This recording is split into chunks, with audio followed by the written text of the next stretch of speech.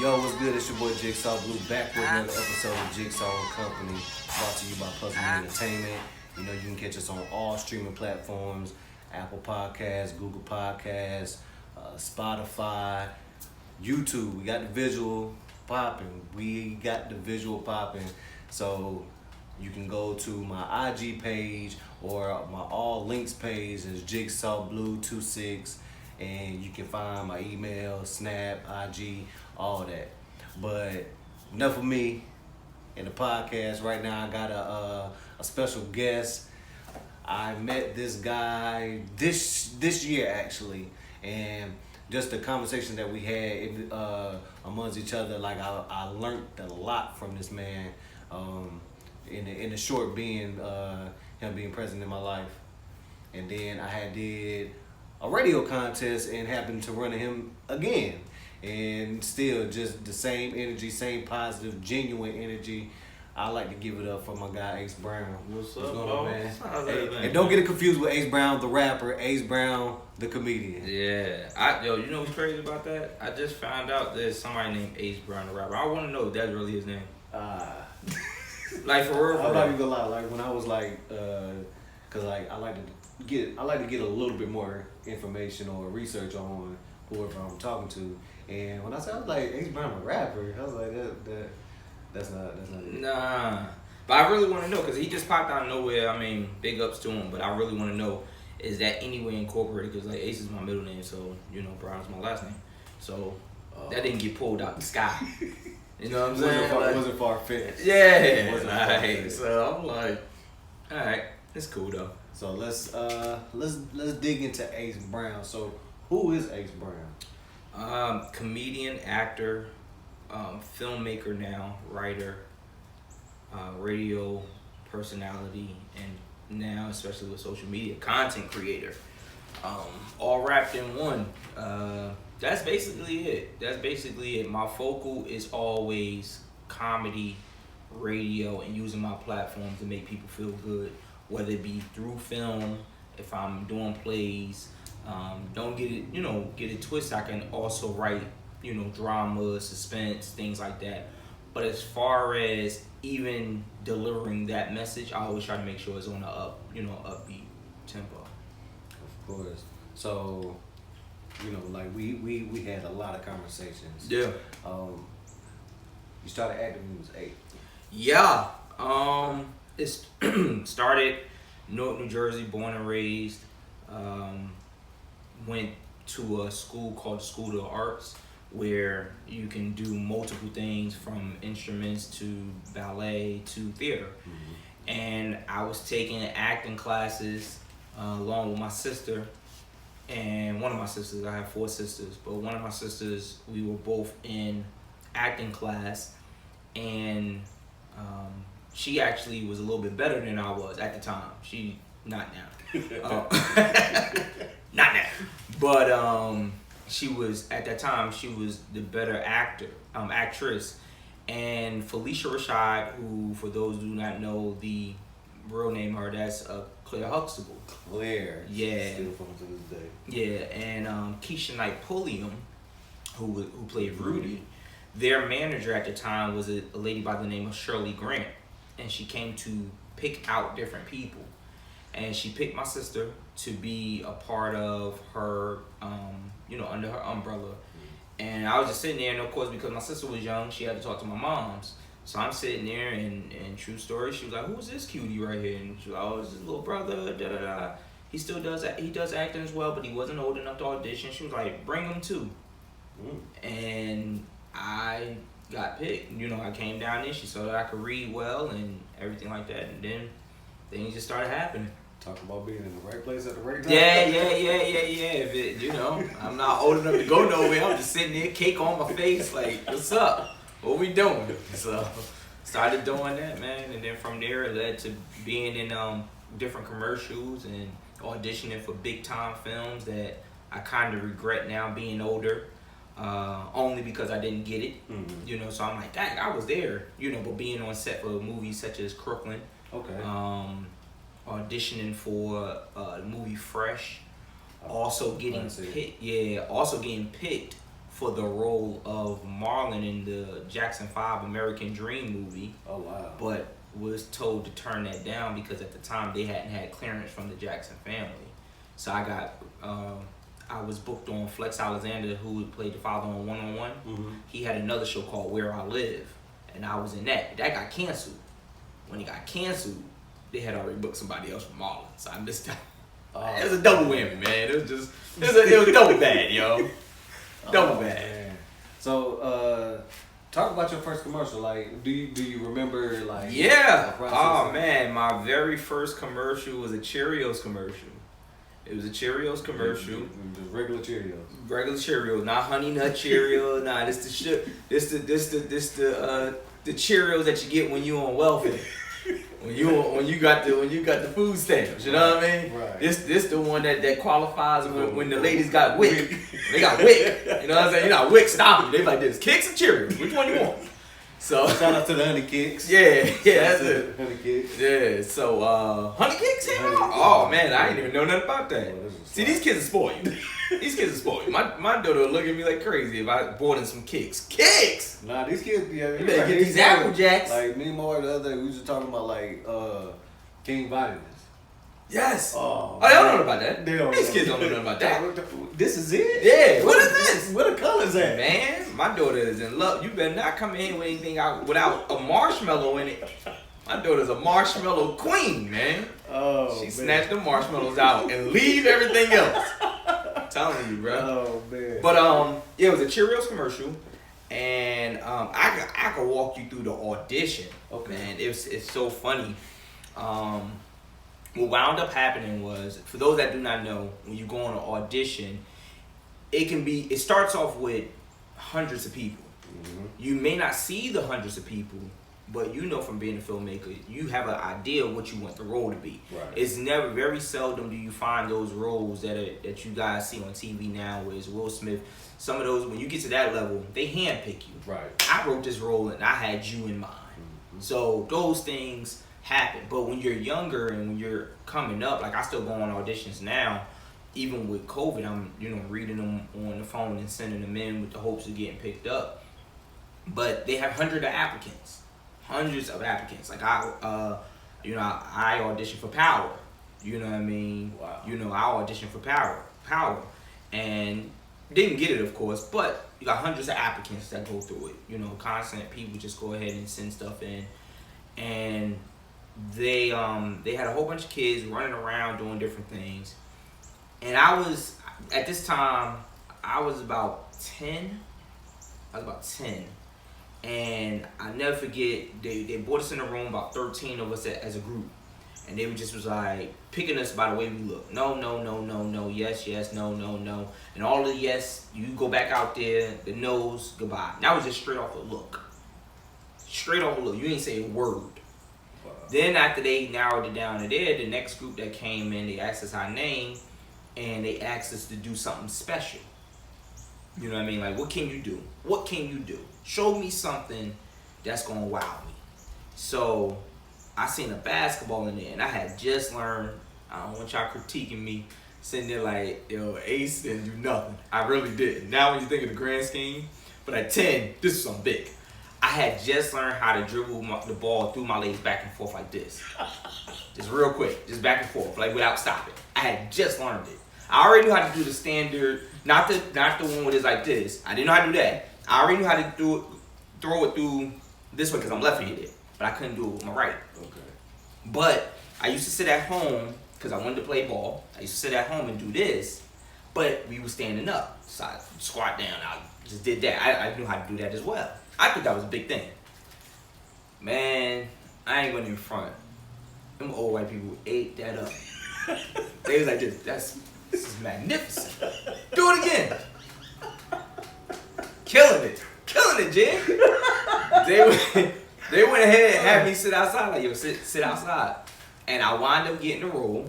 And basically, it was a group of us, and we wound up playing basketball or whatever like that. And it was a simple commercial of, I would dribble and then I would shoot the shot, and I would say practice. It was about basically, I think it was promoting either the Olympics or something like that. You know what I'm saying? Just telling kids to practice. Practice makes perfect or whatever like that. I can't remember that part. And after that, I went ahead and it was crazy because I got the role, but I never saw the commercial. Wow. So like, Never. That don't mess with like that didn't mess with your confidence as far as like being just starting off. No, what that I never saw it. Yeah. No, because the funny thing was all my classmates saw it. Oh, okay. So I got the popularity off of it from fellow people in the area. Like, oh, I saw you on TV today. I saw you because I had already told my friends and everything. They was like, oh, I saw you on TV. I saw you, and I was like I said, 4th, 5th grade at the time, and you know, people knew I had acted because when I did the thing for Jackson 5, I had to fly out to California, so I had to miss a week of school. So people knew that. So after that, I got booked for the Cheerios, and everybody's like, "Oh, I saw you on TV," and I'm like, "I ain't seen it." And I used to wake up early in the morning to try to catch it. I never saw it to this day. So you being a parent, if one of your kids like got a chance to be like in a commercial or whatnot, and they had to miss a week of school, would you allow that or? Hands down. If they love doing it, my oldest daughter loves to dance, and I told her keep dancing. You know, if that's what you love to do. My youngest, I could see her actually.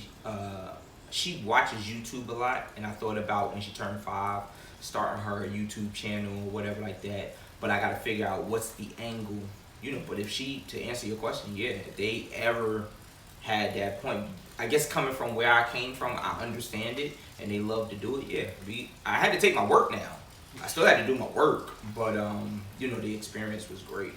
So that goes to show you support your baby dreams. Yeah, no, definitely do that. If it Support wasn't for your the fact baby that my mom supported me, I don't think that.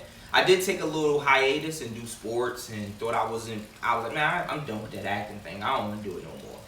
But it called me back, and you know what they say, you know, if you throw it away and it come back to you, it's meant for you to have. So I always keep that in the back of my mind, and I really think that if you have a child, don't force your child to do it. Right.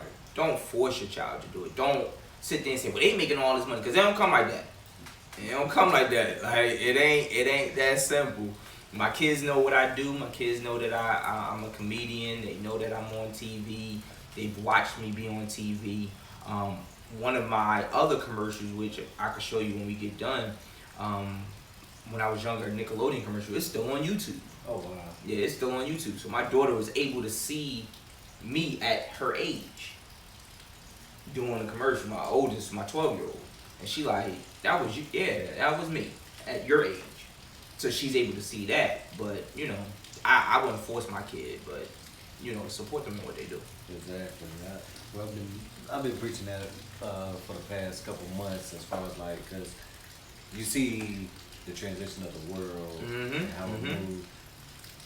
And you know, as far as like, you know, for me, you know, my parents, you know, didn't push me to, you know, to follow my dreams. So, you know, I'm, you know, trying to get it how I can. Yeah. And I always tell my kids, yo, like, I don't want y'all to, you know, go through what I went through. I want y'all to live better. So if you got something, a dream or a passion, let me know so I can help you. Yeah, which is true.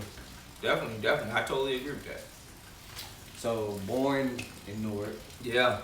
What's the what was the lifestyle coming up as far as like you acting and being in that area? Everything you see about Newark is true. It's the gutter, man. It's crazy because I really believe what Diddy said in the song "Welcome to Atlanta." I was actually just listening to it, and he was like, "New York, you know, if you can make it here, you can make it anywhere." And New York and New Jersey is so close, but Newark is so close. People don't realize how close Newark is to Manhattan and the Bronx. It's within like 30 to 45 minutes. Wow. You know what I mean? That's how close. But you're in 2 different states now, but that's how close it is. So you resemble, we're, the best analogy I tell people all the time, you in the same zoo, you just seeing 2 different animals. And you seeing 2, okay, this time over here I saw this lion, but now I'm watching a tiger. you scared of both. Right. But they have similarities, but they're different. You know what I mean? Their hunting skills may be a little bit different. The way they, like a lot of people don't understand, is a lion can climb a tree, but that tiger will sit in the tree. You get what I'm saying? Like tigers will sit in the tree. Wow. Now the lion can climb up it, but I ain't staying up there now. So that's how it is with New York and New Jersey. So with acting, you know, we see a lot of people doing this stuff, but it ain't as big as New York, where they, you know, everybody wants to go there. That's the mecca of entertainment. There in LA, of course. So it's different. But the only thing I say is people don't understand that you're still the same person. You know, as recent as a friend of mine who played Spanky on Power. You know, he played Spanky on Power, the guy with the afro. But like, that's my man. We graduated high school together. My man Omar. And the great thing is when in the role, you know, he snitched. People in North thought he was a real snitch. Like, they're like, oh, you a snitch. I'm like, this is fake. Like, you do realize this man. So people don't understand. I mean, because you know, after when you play a role so long, people actually they think that's you. All they think, man, I can show you a clip, man. If you want to take it and add it in here, I don't mind. It's on YouTube, but there's a clip, and I'll tell you a funny story about it. I did a role where I played the guy getting out of jail. And the scene is the clip, is a scene. Well, the clip is on YouTube of the trailer, but the actual movie, the scene goes that we go in and we beat this dude up. And we kill him. And I rape him dead. Like, I rape him as he's a dead man. And I'm talking about the fact that I heard in jail that dead dudes have warm asses. That's my line. So, I never forget, I'm with my boy. We're in McDonald's. And this girl turns around to take our order, and she looks at me. She's like, oh my God, I just saw a movie with you. You the guy that like warm asses. I said, wait, what? My man looking at me like, I'm like, nah, that is not what you think.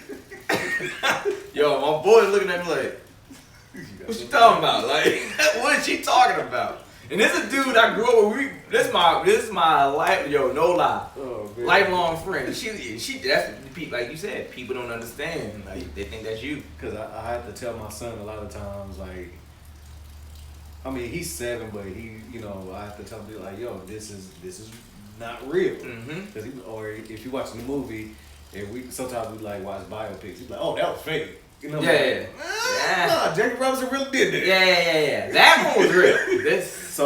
So like I said, you know, you got to show the separation. Show the separation, but I don't know how to receive. See, the funny thing is because, of course, you know, especially even with me doing comedy, I see a lot of people that know me, but I don't know them.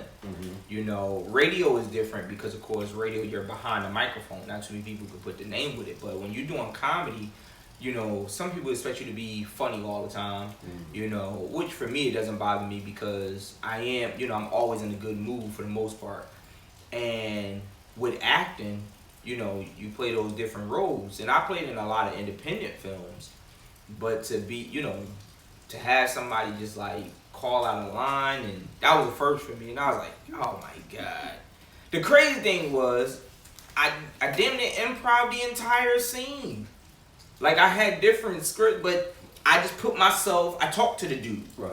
So I talked to the dude just like y'all be talking, and I just got his vibe, like the way he was, and I was like, okay, I got it. Okay, I'm with it. And the next thing you know, I just took it. And he loved it. He's like, yo, that's exactly what I would have did.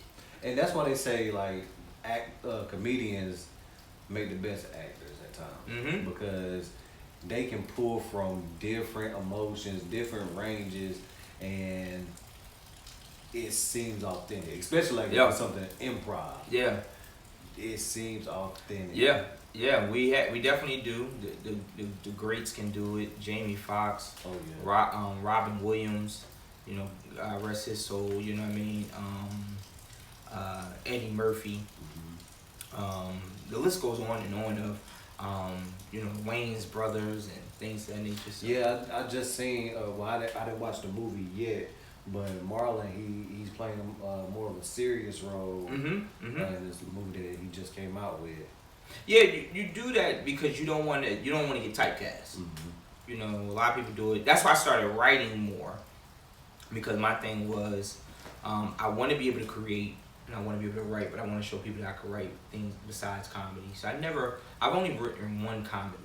Everything else has been more on the serious with some humor added into it. But I've only written one comedy series that I've never even shot.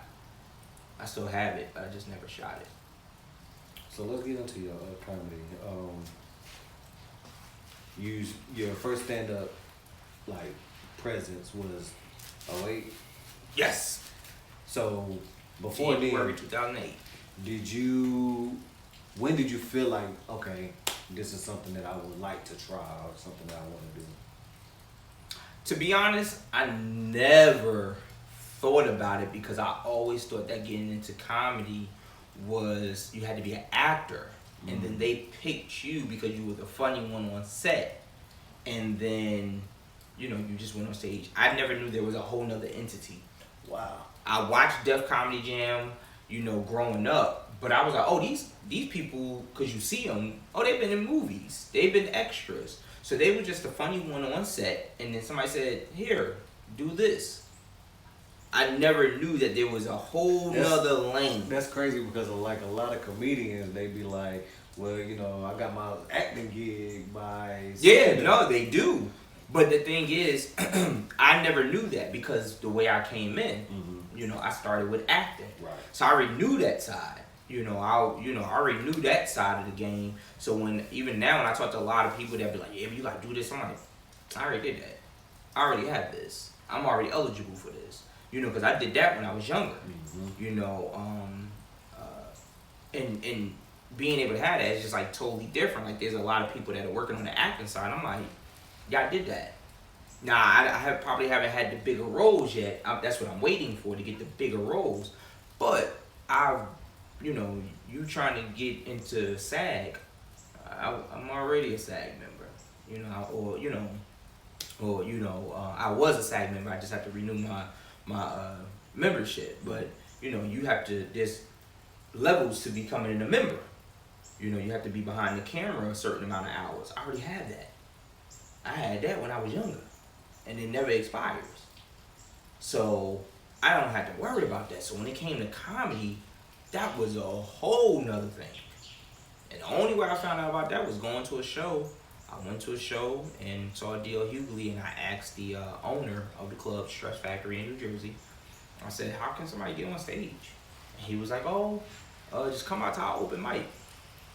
All right. I went to the open mic, and I didn't write anything down per se. I made little notes, but I went up there and I just felt natural.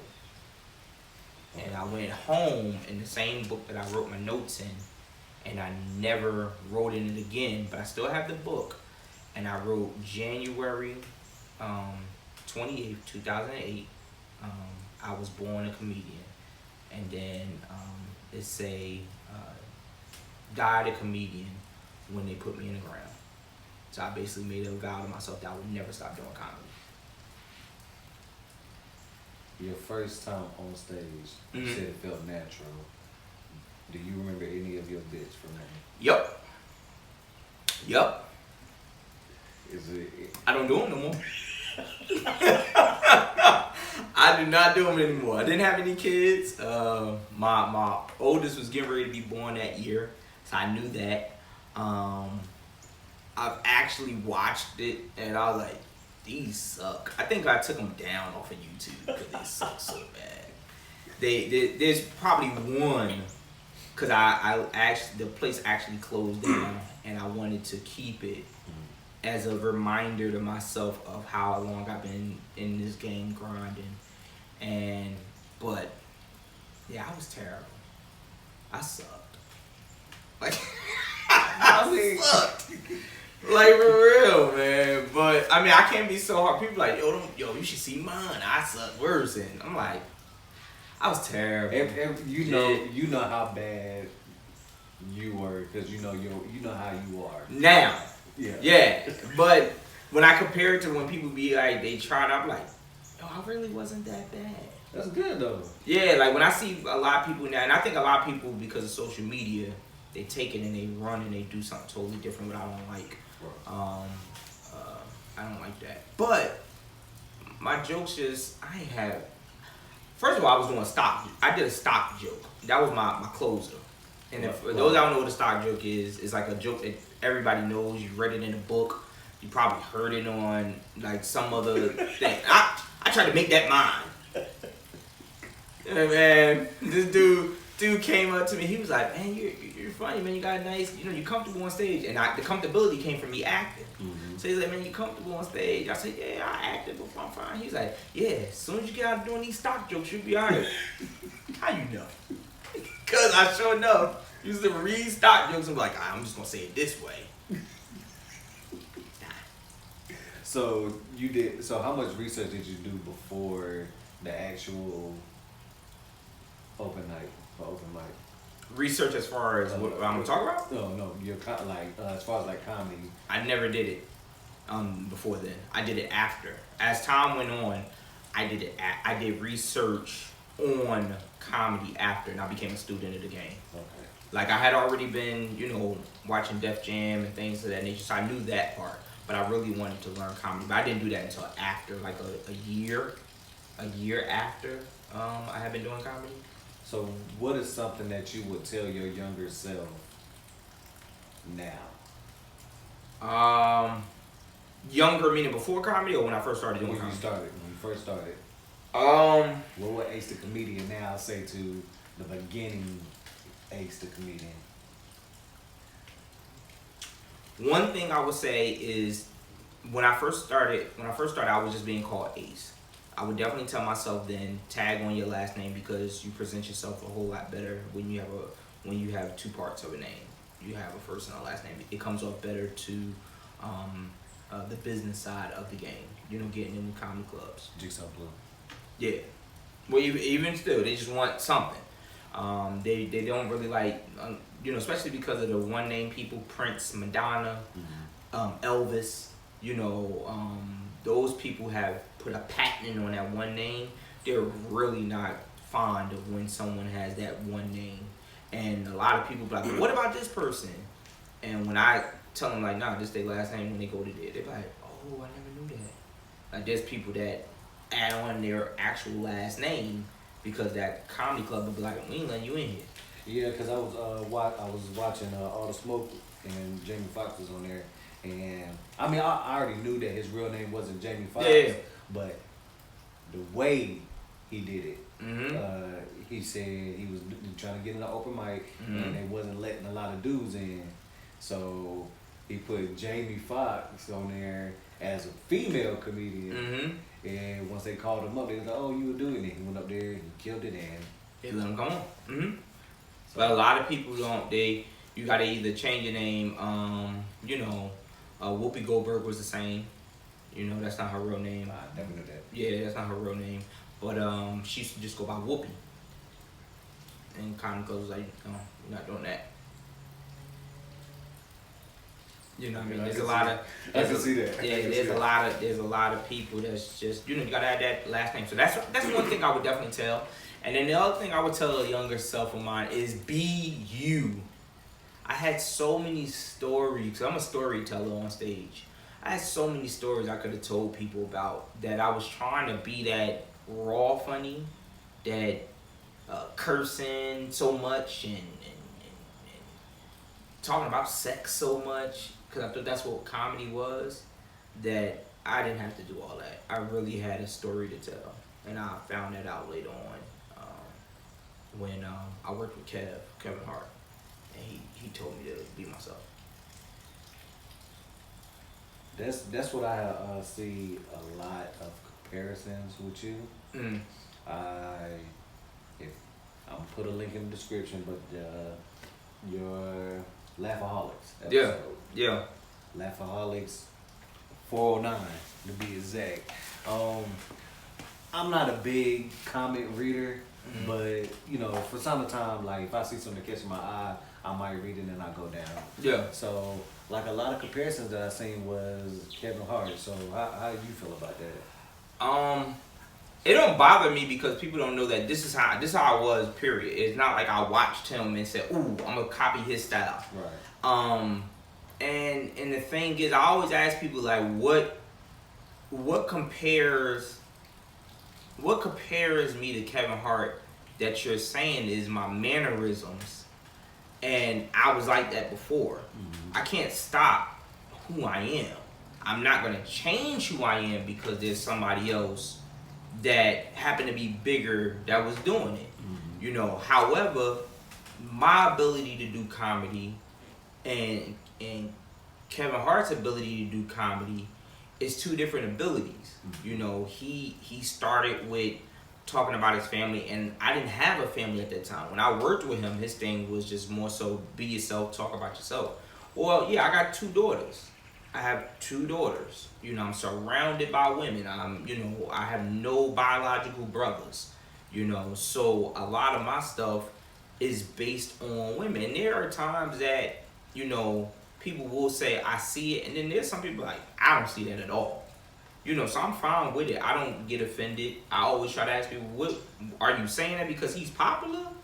Or are you saying that because, you know, what do you think? What is your reason for saying it? Yeah, and like things like that, I take that as a compliment. Yeah, I mean, it doesn't bother me. It doesn't bother me any. You know, I think some people think that it's gonna hurt me, or it's gonna stop me, or it's gonna make me change my mannerisms. But my mannerisms are my mannerisms. You know me long enough to know that he's not putting on a facade. Like I don't switch up when I get on stage. I'm the same person. I'm talking the same way, have the same lingo. You know, that's me. That's been me all my life. And I look at it as like, it's like when they do Kobe comparison to Jordan. Like, yes, you know, Jordan, he's like actually gifted. Like you would think like this was made for him, but Kobe put in that work to get to fight. Yeah, and I don't want it to be where anybody think that I don't like Kevin Hart. I actually think that he's funny. I like one thing that I do like is that when I met him, on the several times that I met him, and I know a couple people that is in his camp, he's a down to earth person. That I will say, he's a down to earth person. He's given a couple of my friends in his new series, Heart of the City. He's given a couple of my boys an opportunity. And they even said, like, yo, he's down to earth, you know what I'm saying? Like, he's real cool. And that's what I do like about him. It's nothing that I dislike about him, but I like those things. So I'm like how you said, I do watch him. I do enjoy his comedy at times. I think he's, you know, he's more so on the movie side now, but he still has a heart for stand-up. But the grind is always in. He gave me an opportunity to work with him twice, so I'm cool with it. 2 things that stood out to me in that comment section. 1, somebody said you were like a chubby Memphis Bleak. I like a who? A chubby Memphis Bleak. Memphis Bleak is way bigger than me. How much? Wait, man. I didn't even see that comment. You know what's funny? I stopped looking at the comments. When it bothered my oldest daughter. My oldest daughter started crying because me and a dude didn't have a back and forth, but if you saw it, I questioned, like, what makes you think I sound like Kevin Hart? You know what I mean? And my daughter saw it, and she was like, no, and she's like, you're better than that, and she started crying. I was like, you know what? I ain't even looking at the comments no more. So I stopped looking at it. But that's funny. But Memphis Bleak is bigger than me. Yeah. Like I said, the Kevin Hart thing, I say, okay, you know, that I don't really look at it as. Yeah. I was like, I don't know, that might be Memphis Bleak. That's funny because he's bigger than me though. I like a chubby Memphis Bleak. That's funny. And another thing that stood out, you was a track coach. Yeah. So how did that? Cause get into that. How did you become a track coach? I ran track when I was younger. I started running when I was 4 years old. Ran all through, when I said sports, that's what I did, track and field. And I forgot somebody did say, that's my track coach. That's my OG. But the funny thing is, and I think somebody else said it, they was like, yo, he's always been funny. Yes, yes. You know what I mean? Yes. Like, I've always been the funny person, even when I was on the track team with my teammates when I was in school. And the thing is, I started running track when I was younger, kept running while I was doing acting. It wasn't like I was just solely doing acting. My mom was a track coach. Okay. So, once I got into college, I got a scholarship for college to run track. Did that, ran a couple semi-professional meets. Had every ambition on running in the 2004 Olympics. What happened to that? I didn't care no more. One day I woke up and I was like, yo, it is what it is. You know what I mean? I think I was running in different meets, and then all of a sudden a friend of mine asked me to come coach with him at a high school. And I did that in 2003, and I was just like, you know what? Let me just get back. Like, I didn't have the drive to keep training the way that I do. I still get that now when I'm working out just to stay in shape and everything like that. I still get that energy because I know how to coach myself. Right. But I didn't have the ambition to go to the Olympics anymore. But yeah, I ran track and coached. Track, you remember your events? 100, 200, 400. No, 100, 200, long jump, triple jump. Had to run the 400, and then of course I ran on relays. So you had some bunnies. Oh yeah, I was long jumping 22 feet, triple jumping 49, 50 feet. I was all conference in triple jump in college. I got on coaching level. I have 5 state championship rings, so I coached 5 state championship teams. Wow. And then I came when I finally stopped coaching. I went ahead and took that team to 2 state championships where we came a close second, 2 years back to back. 1 year we lost by 1 point, the other year we lost by like 7. Wow. Yeah, so I can coach everything, but I made a vow to my wife that I was gonna focus on, like I was spreading myself thin, as they say. Trying to do it. So once we made the move, I was like, yo, you know what? I'm gonna give it up. So I help my niece now, and if my daughter wanna run, if the youngest one wants to run, I'll coach her. But the oldest one, that girl can't run down the street. She can't run down the street to save her life. Like my oldest, I sometimes wonder if her legs is even a part of her body.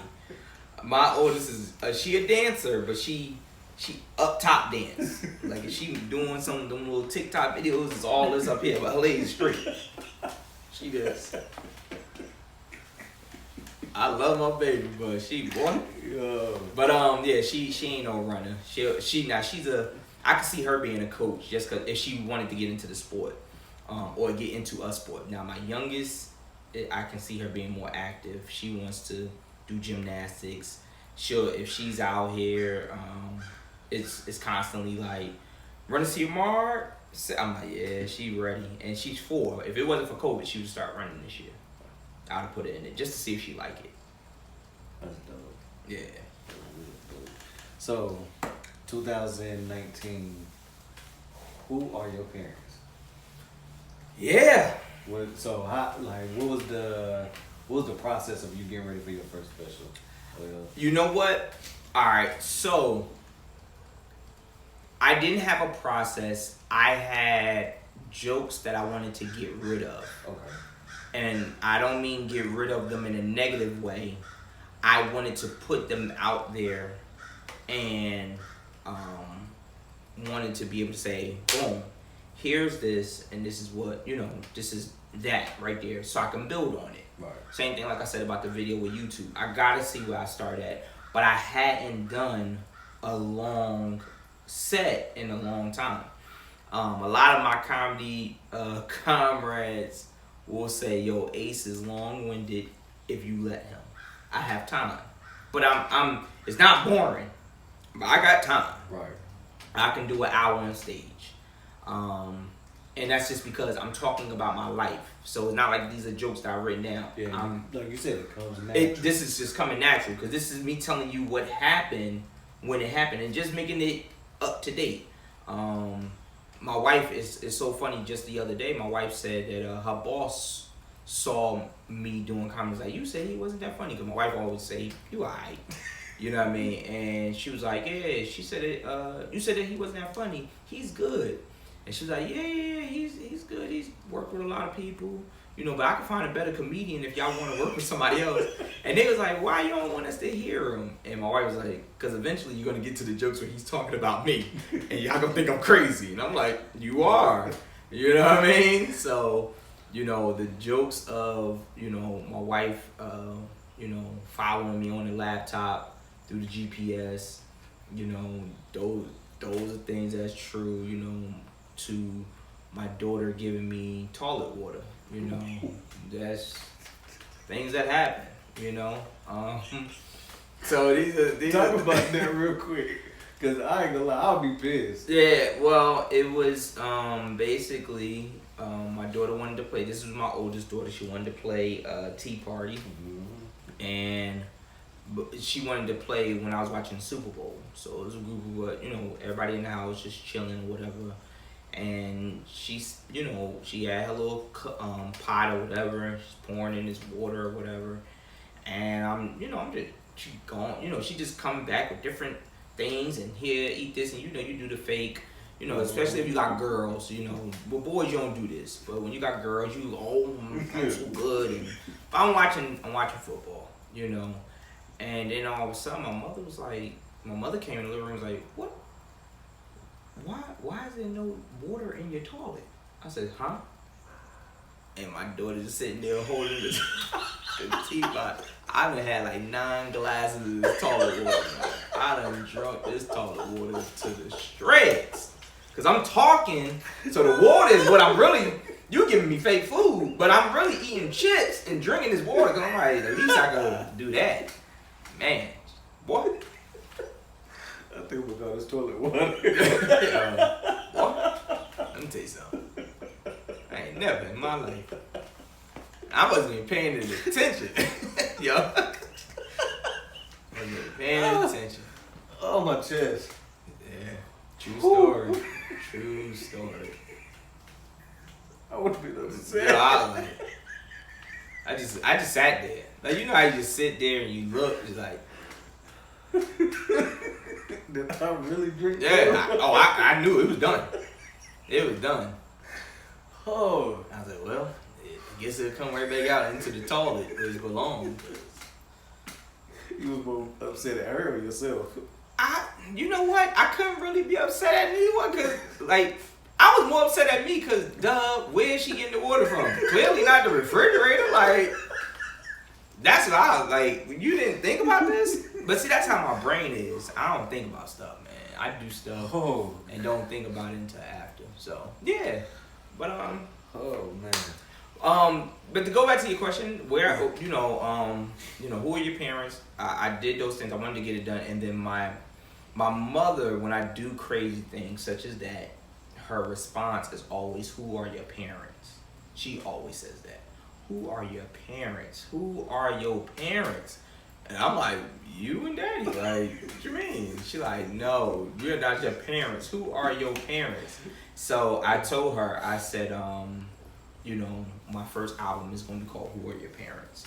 So thank God I was able to do it. Her and my dad was able to listen to it. They were able to enjoy it, and I named it after, you know, the title "Who Are Your Parents?" You know, and for her. How often did you hear "Are you fucking shitting me"? All the time. I wanted to put it on this shirt. As you can see, this is my shirt. I was rich until I had children. That's another phrase that I coined. But yeah, "Are you fucking shitting me" is my mother's thing. She says it to this day. I would love to meet your mom. To this day, my mom, like little stuff.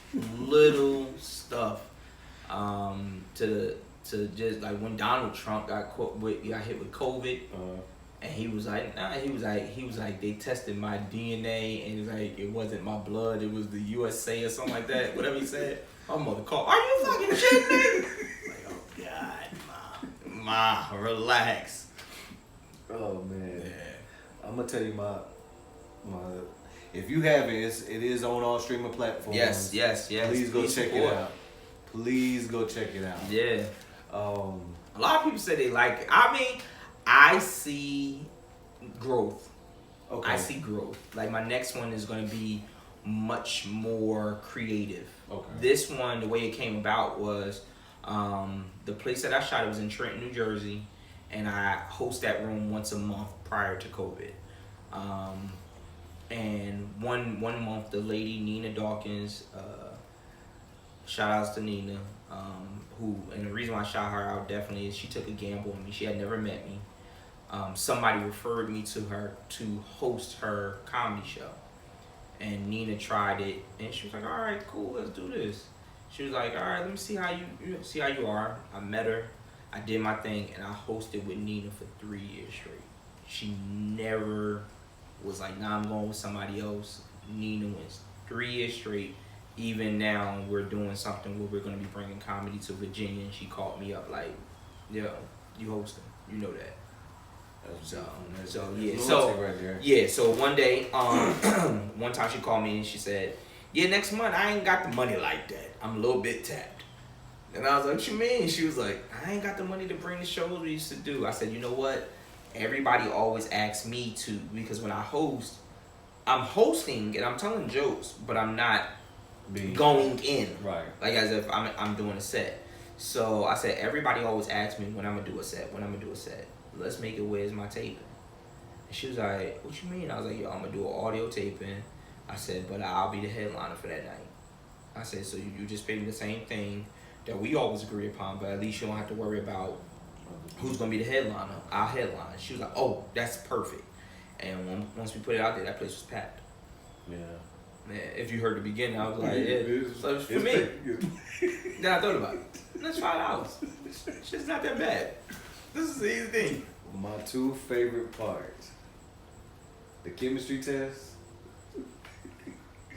and the moving up ceremony. Alright. By far. Alright, so and then once again, this is to show you how, and Jigsaw, you know, big shout out to all you guys that follow Jigsaw. He's a good dude, man. Like he said, when we met, we clicked already, and so you know I don't be boasting and bragging. I'm a humble guy. Here's to show you how what I tell you is true. Like I told you, comedy is just my life. Remember the part I was telling you? I said we went to McDonald's, and I said the girl said that my boy was looking at me. Right. That's the same person. That's the same person. That asshole. Yo, I get so mad. I call him right now. That asshole. If I called him right now on the phone and put him on speaker. You did one time. And, together. And he was like, yo. That asshole. Y'all gotta check that. You gotta check it out. Man. Yo. I'll tell y'all. If we got time, I'll tell Yeah, you got time. Okay, so what it is I'm not the smartest. Now, I have a college degree. I have a bachelor's degree and I have an associate's degree. My mother always says, like, you had to know somebody in that school to just pay them to get you this because you really don't have brain cells. And I don't. And that was my first DVD. I wish I still had a copy so I could show it to people. My first DVD was a sketch comedy DVD called I Have Lost My Brain Cells. Oh, wow. Yeah, I don't think I have anymore, but I had that, and I had an audio CD called When Comedy Meets Music. And I used to do parodies. Okay. I did different parodies, which my wife loves that CD. She loves it. It's actually in the car, but our CD player is messed up, so we can't play it. But I had When Comedy Meets Music. A lot of people know me from that. You knew me from the beginning. And then my first sketch comedy DVD was called I Have Lost My Brain Cells. And my YouTube, one of the YouTube videos that I have up where it says They Don't Know Me, that was one of the sketches on that DVD. Okay. But in school, I wasn't that smart. As far as, like, I got common sense. I don't have book smarts. Like, I can't take tests. I'm one of those, anything verbal, oral, like, let's do this. But when it comes to like studying, nah, man, I ain't with that study. I get too bored and my mind start wandering. Yeah. So we was cheating it up.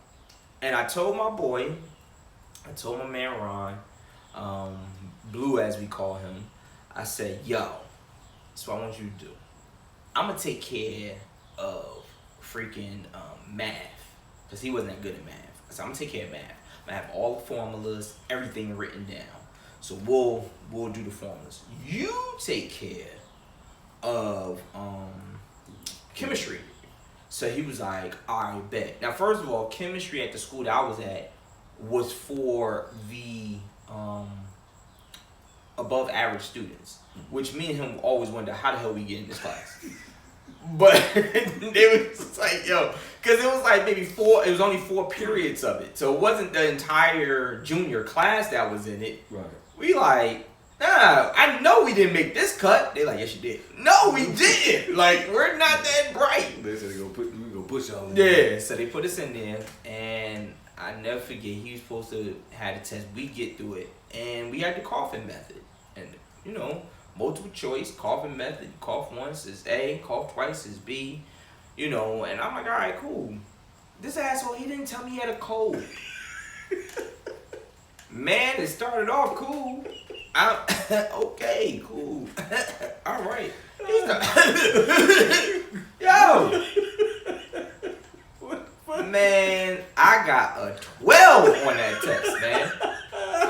Yo, oh man, you been out doing the Christmas tree, man. Yo, I could have spelled abracadabra. Yo.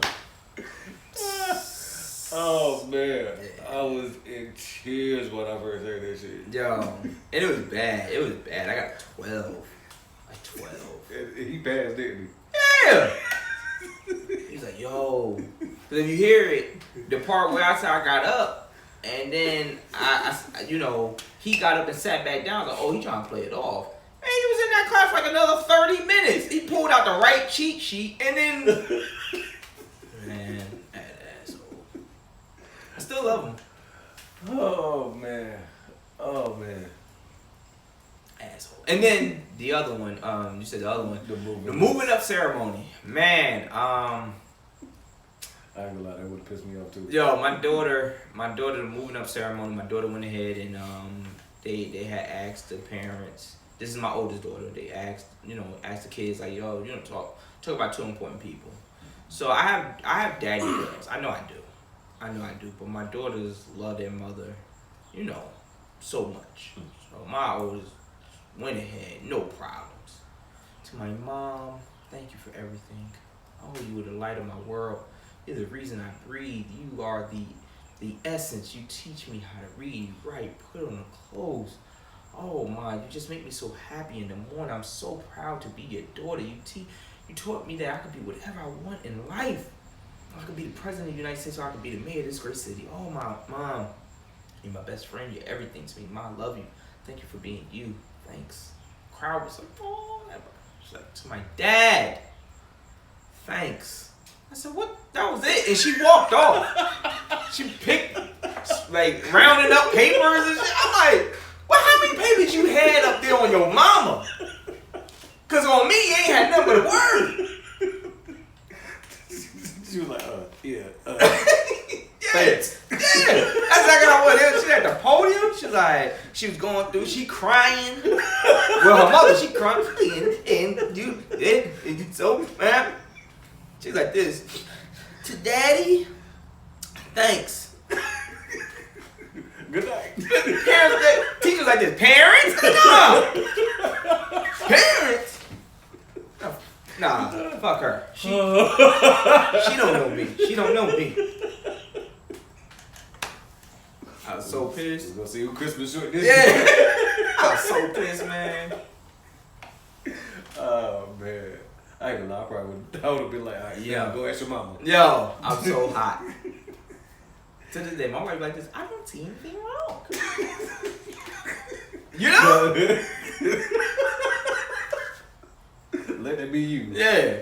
See, but it won't happen. I got girls. Right? Oh, girls, they love daddy, but they cater to mommy. Of course. So I'm not mad about it. Of course. So you said, before I get, make sure y'all go stream Who Are Your Parents. Who Are Your Parents? If you type in Ace Brown comedian, you'll see it come up. And that's on everything. Tidal, Spotify, Apple Music, iTunes, whatever way you want to listen to it's an audio. And then my next one will be coming out in 2021. That's why I was getting ready to ask you, like, what's your percentage that you feel? I'm ready for the next one? Yeah. I say probably the fall of 2021. Okay. I'll probably be putting out, maybe around this time next year, I'll be doing another one. I may, I don't know where I'm going to do it at, how, but I'll be ready for another one, 2021. So, being that you are a comedian, comedians have to interact with people. Mm-hmm. How are you when it comes to heckling and the... Heckling, you said? Yeah. Oh, I don't mind it. You know what? I think sometimes heckling comes from the way you are on stage. And with that, I mean this. Look at it like sports. If you are a shit talker in sports, somebody will do it back to you. Right. If you have a competitor against you. But if you just play the game, you know what I mean, you may have somebody that talk to you, but if you don't engage in it, if you're just doing your thing, it won't happen. They'll eventually stop talking because they know that you're not feeding me. Right. So you have some hecklers that wait until you keep picking at them, and then they become the heckler. And then you have some that immediately want to be the heckler, but if you shut them down with a joke, they stop. So like I said, just like with sports, if you play basketball and somebody says, man, you ain't got no shot, you ain't got no jumper, and you hit that first one, they'll come back again. You ain't got no jumper, you hit it again. Eventually they might do. I'm not gonna say he ain't got no jumper. Let me find something. Let me find something else to pick on because clearly they got a jumper. You know what I mean? So it's that. So when you get the heckler that's, look at his shoes, and you go ahead and hit back, they like this. You the comedian. I'm not. You know what I mean? I apologize. What was your worst experience dealing with a heckler? My worst experience dealing with a heckler. It's a good question.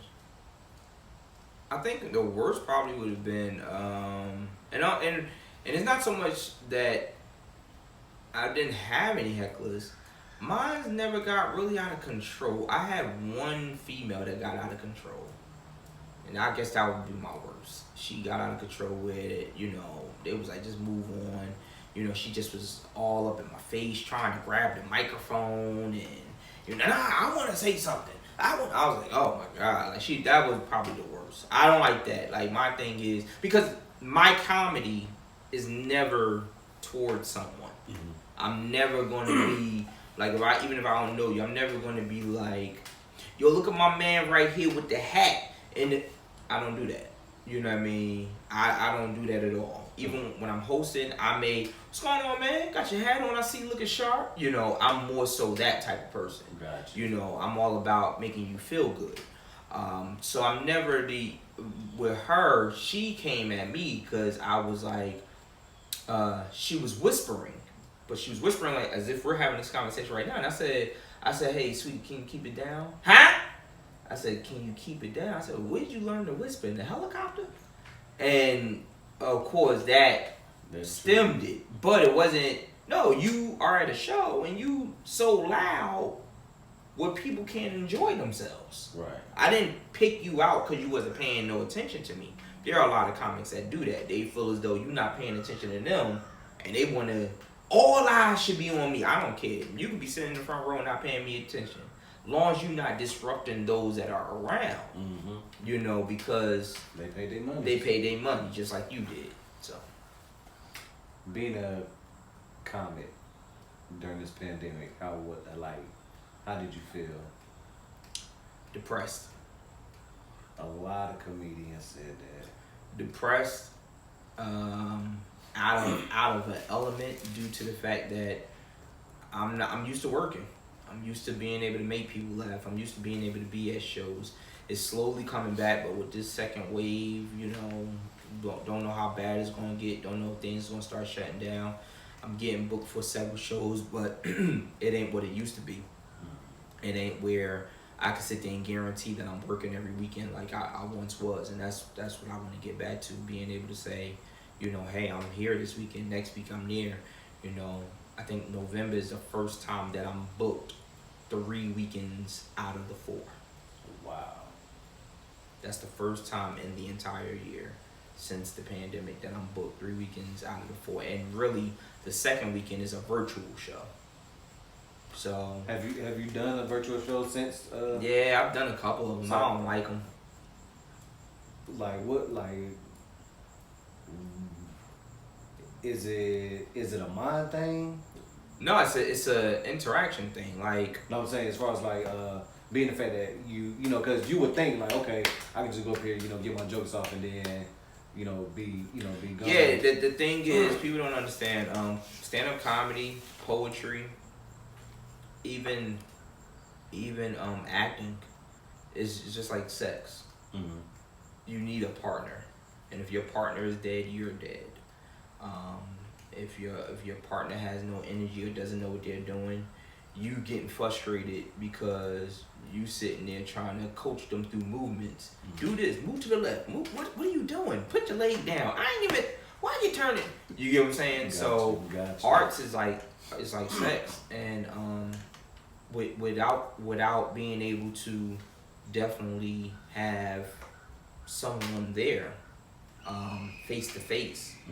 You know, it's hard. I'm not gonna say it's hard, but you don't get that same feeling. Gotcha. You don't get that same feeling. That energy from the crowd. Yes. I got the same thing from when I used to rap, and I like the recording process. It was cool. Like I love writing, so writing was, you know, good for me. But that performing, yeah. Oh, and then you're telling people to do the same energy. Yeah. Without the same reciprocation, and you don't get that. Mm-hmm. You know what I'm saying? Like you said, when you went in the studio, you know what to expect. You know there's not going to be nobody there, so you know this is practice per se. Mm-hmm. Yeah, exactly. You know that you got to bring the energy to paint the perception. Right. You get what I'm saying? But it's nothing like being able to get those people that's vibing, nodding their head, laughing. You know, with these virtual shows, they're muting everybody. You got some people that buy virtual show tickets and have their camera off. They just want to see you. Wow. Yeah. So now you looking at a camera just like I'm looking at the camera, and you just like this. Yeah, you don't know people laughing. You don't know what's going on. Masturbating. Yeah, you don't know what's going on. Like it's bad. I use it. It's funny you say masturbating because I use it. I said this is like watching a porn that doesn't work, but you there already. So you handful of lube and you like this. I don't want to nut off of this. I don't want this. I don't. Oh, yeah, okay, all right. You trying to hold it? Let me. Oh man, because I can't imagine. Like, cause I don't do music, like I have my hands like helping people and whatnot. Yeah. But I can imagine being like somebody that has to have a physical audience. Like I said, yeah, that's the thing. Poetry. My wife does poetry, and she doesn't have to have an audience. Right. It's great too, but she's done a couple virtual shows, and you still you hear people, like you see like the whoever brings them on. With us, they shut up for everything. They want you to make them laugh, and it's like they don't want to laugh because it's a delay, so they don't want to interrupt. They don't, the snapping could come with anything when it comes to poetry. Mm-hmm. You like the wind. People start snapping, and it doesn't throw you off. You ain't said nothing profound. My wife hates that. She hates when the snapping comes. She's like, yeah, it's not funny. I ain't say nothing, but. It doesn't, in the essence of poetry, it doesn't throw you off. With comedy, because of the delay of Zoom and everything, you say the punch and nobody says nothing. Then all of a sudden, you getting ready to go into the next bit, you hear, you like, whoa. Yeah, it'll throw you off. So they mute everybody. So the last one I did, luckily I was able to see everybody. But I'm looking to see if they laughing, and they were, but it's just not the same. It's not the same. So, what are some things that you have done to get that comedy? Say that comedy hit, because it's like it's kind of like a drug. I'm doing shows at low capacity. So how was that? Because even with that, that's a different feeling. Being that. Well, it gives you something a little bit better. Okay. It gives you something a little bit better because it's just like going to a show that's just a light show, which we've all done. You know what I mean? People are more spaced out or whatever like that, depending on the size of the venue. And it's just a light. It's just like having a bad show. Crowd wise, everybody's there to laugh, and we like that. As comics, we enjoy that. We would rather be 10 people. All my real comics, they will agree with this. We would rather be 10 people that are enjoying themselves than 100 people that's not. Makes a lot of sense. You get what I'm saying? Makes a lot We of get sense. 10 people that's they laughing and joke. You know what I mean? Having a good time. We enjoy that rather than 100 that's sitting like that. You get what I mean? Yeah, I got you. So when I see, these other shows, that's all it is to me. It's just, you know what?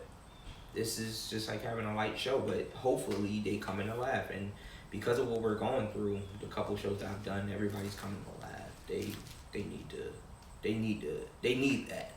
They need to release. Hey, we're gonna take a quick break right quick. Let's Jigsaw Company, the podcast. We'll be right back.